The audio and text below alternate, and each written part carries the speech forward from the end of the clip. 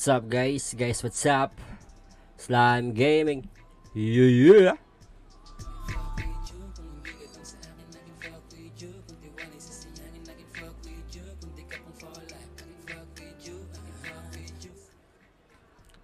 For sale Tawis Moonchild ang GN niya, in-game name, Mirforug o Rouge. Paano niyo babasahin yan? Ewan ko, basta Rouge ang una kong pagkakarinig. Kaya dun tayo mag-stick. Mirforug, private server. Ang kinalalagyan na itong karakter, nasa C6. Asia 2, C6 guys. Moonchild, Taoist, level 145. Power score 297. Binebenta na to. So nagbigay ako ng presyo before, no? Nag-recording ako, nagbigay ako ng presyo. Nakita ko lang kasi nagtanong din ako ang sabi 50,000 pesos daw. Mukha namang wala naman ako narinig na mga nagkaroon ng interest. May nagtanong pero wala talaga. Nakuha ko na yung 50k kasi tinignan ko rin kung ano yung mga item tsaka yung mga spirit. So tingin ko more or less nandun yung gastos ng owner. Pero since for sale na siya, hindi ko talaga alam exactly ano yung mga presyuhan ng mga karakter dito. Depende sa server siguro kung war server. Mukha namang hindi ko alam kung sa may laban dito sa server na to. Anyways, for sale yung karakter. Sige nga, bigyan niyo ako ng presyo guys. Or yung mga makakanood nito, meron ba kayong alam magkano ba yung presyo ng ganitong karakter? Patulong naman.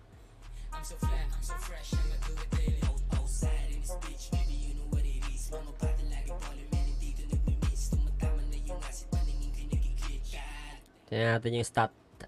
Ito yung stat guys. Matigas na tong Tawis na to. Matigas na to kasi before yung C6, buhay na buhay. Hawak ng clan ng Alienware yan, mga alliance namin. Hawak namin yung server. And pinapilot sa akin yung karakter nung owner kasi busy na rin siya. So nalaro ko tong karakter na to. Napasama ako sa mga away nila ng mga big dogs, no? Napasama ako sa PvP ng mga big dogs. So nakita ko yung kaganapan. Itong Tawis na to, gamit na gamit to sa war. Talagang ito yung isa sa pinakakailangan bitbitin, no? Na tutulong sa pinaka-damage nyo sa tropahan nyo. Ang laking tulong na itong karakter na to kasi tingnan natin yung skill. Ay, spirit muna. Ayan yung spirit niya. Tanya. Kompleto na yan. Good shit na. Good shit. Tapos yung sticks niyan, tier 2. Hindi na nasikaso yun Pero meron siya isang dupli sa warehouse. Kompleto na yung PvP spirit.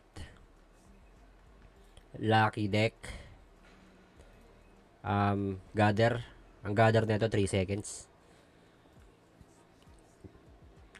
Number 4, mining. Mining deck to, hindi ako nagkakamali. Tapos 5,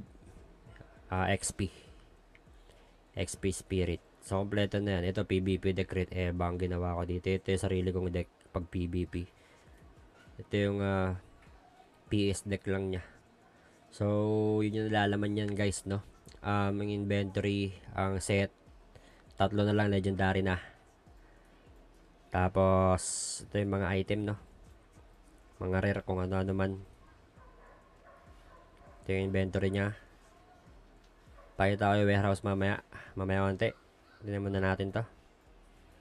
Mga bato. Dami niyang legs guys. Legs sa magic stone. Tapos yung soul orb niya, legendary. Kaso inabutan na ako ng sumpa ng Callion May Callion ako puta pata sa soul orb. Aabutin ka pa rin ng dupli talaga Gulat din ako So guys, bigyan niyo ako ng presyo, 20 mil, 15 mil.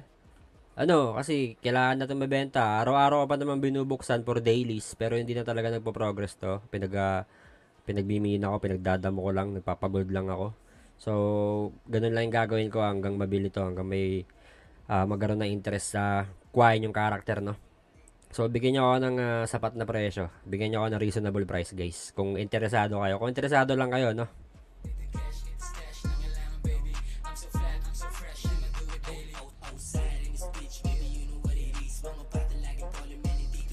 Anyways guys, happy Valentine's Day! Sana all!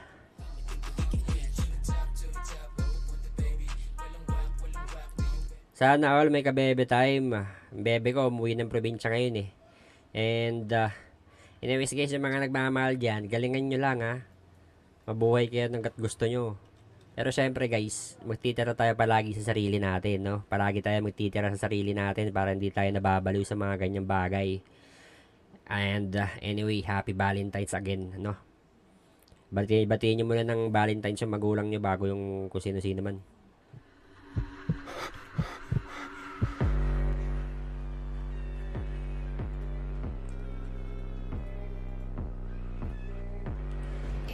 So check na natin yung warehouse.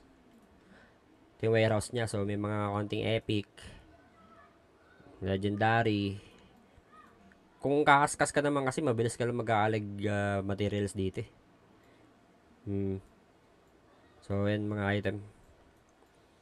Ano ba mga alahan nyo makita? Ayan na. May lag pa yan. 2.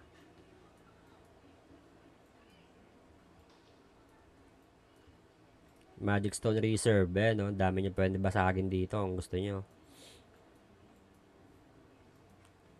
Spirit, duple yung sticks. At saka yung Gale Soul. Mga sobra-sobra pa, ayan. Crimson Sword po.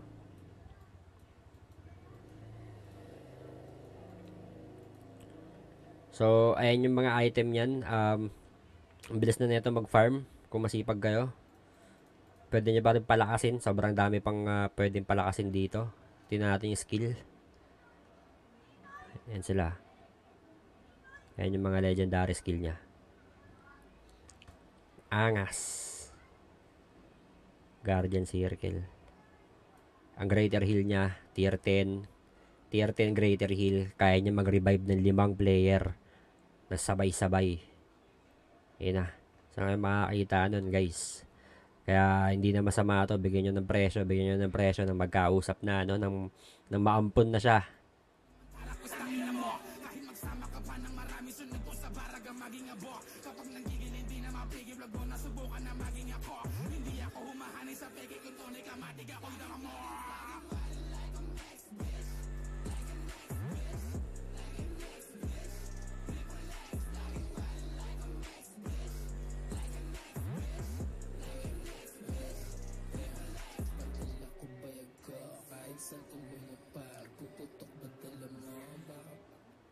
So guys, anyways, shoutout sa mga tropang madalas mag-comment sa aking mga videos guys. Tsaka please do like and follow my page guys. Konting tulong lang, gasolina. Pingin ng gasolina. Malapit na maubos. De, biro lang. Tuloy-tuloy lang tayo. So again guys, for sale. Helping a friend. Ang sarap laruin nito, tong karakter na to. Dami rin ako natutunan sa pinaggagawa ko sa karakter na to eh. Kasi puro amigera. Nakita ko yung mga bugbugan ng mga malalakas kasi malakas to eh. Napapasama talaga sa malakas to. Merong isang tawis dito, yung pinakamalakas na tawis ng alliance namin. No? Si Moonchild, dapat lagi nakabuntot yan sa kanya. No? So, chaperon siya ng isa sa mga best na karakter ng server. Bago pa man masakop ng mga kalaban ng C6, bago pa mawala yung mga tropa namin sa C6, no? Andito yung mga yon, sila yung lumaban, kami may-ari ng castle. Talaga napatunayan na tong karakter na to. Di na kailangan ng maraming explanation guys. Marami na napatunayan si Moonchild guys. Alam niya yan.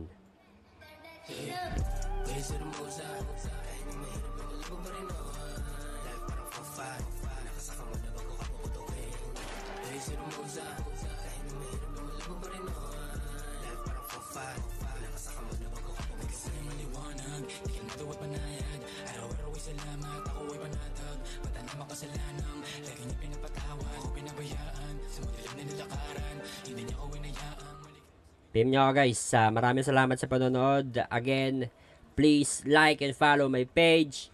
Happy Valentine's Day! Skr skr!